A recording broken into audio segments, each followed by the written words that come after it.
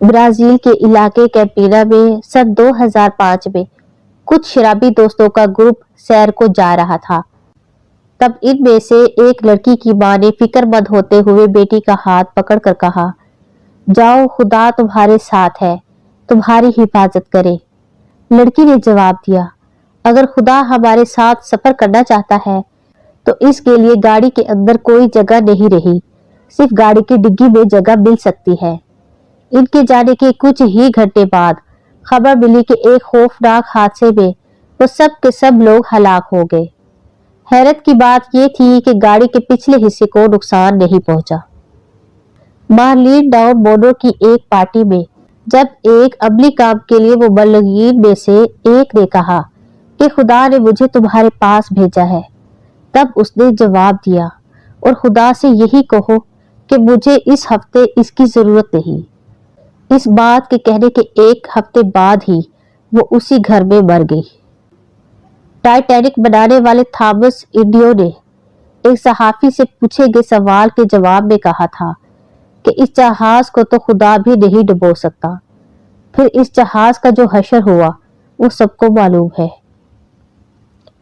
Brazil کے election میں ایک امیدوار نے ایک انٹرویو میں کہا، اگر مجھے 50,000 ووٹ مل جائے تو مجھے خدا بھی نہیں ہرا سکتا۔ اسے 50,000 ووٹ مل گئے، لیکن حرف اٹھانے سے پہلے ہی اس کی موت ہو گئی۔ بے شک اللہ پاک بہت رحیم اور قریب ہے، لیکن کبھی کبھی کسی کے تکبر پر اس کی پکڑ کر کے اسے دنیا کے لیے عبرت کا نشانہ بھی بنا دیتے ہیں۔ کبھی تکبر کے بول نہ بولے، کیونکہ یہ ایسا گناہ ہے جس پر کبھی کبھی فوراً بھی سزا مل جاتی ہے۔ سعودی عرب کے خوبصورت شہر ابہا میں ایک لڑکی کی شادی تھی۔ مغرب کی نماز کے بعد اس کا میک اپ وغیرہ کیا گیا، جیسا کہ دلہن کو سجایا جاتا ہے۔ اسی اثناء میں اس لڑکی نے عشاء کی اذان سنی۔ اس نے نیچے جانے سے پہلے عشاء کی نماز پڑھنا مناسب سمجھا۔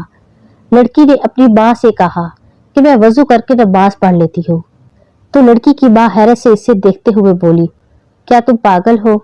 مہمان تمہیں دیکھنے کے لیے انتظار کر رہے ہیں، اور تمہارے میک اپ اور بناؤ سے گھر کا کیا ہوگا؟ یہ تو سارا پانی سے دھل جائے گا۔ میں تمہاری ماں ہوں اور تمہیں نماز نہ پڑھنے کا حکم دیتی ہوں۔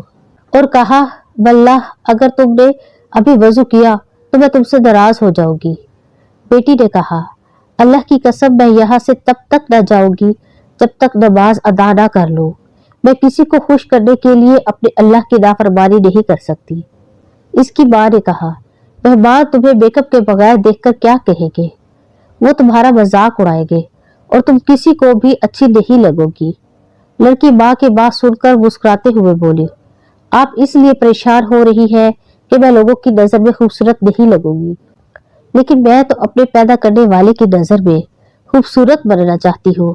لڑکی نے وضو کیا، جس کی وجہ سے اس کا سارا میک اپ اتر گیا، لیکن اسے میک اپ خراب ہونے کا کوئی افسوس نہیں تھا، اور نہ ہی لوگوں کے اچھا برا کہنے کا کوئی خیال تھا، کیونکہ اسے لوگوں سے زیادہ اپنے اللہ سبحانہ و تعالیٰ کے سامنے سرخرو ہونا تھا۔ اس نے نماز شروع کی اور حالت سجدہ میں وہ لطف پایا جو بہت کم لوگوں کو نصیب ہوتا ہے۔ اسے تو پتہ بھی نہیں تھا کہ یہ اس کی زندگی کا آخری سجدہ ہوگا۔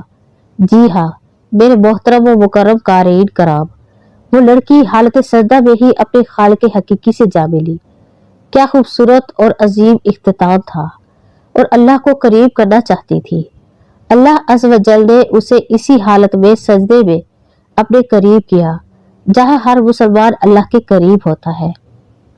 اگر آپ میں سے کوئی اس لڑکی کی جگہ ہوتا تو کیا کرتا؟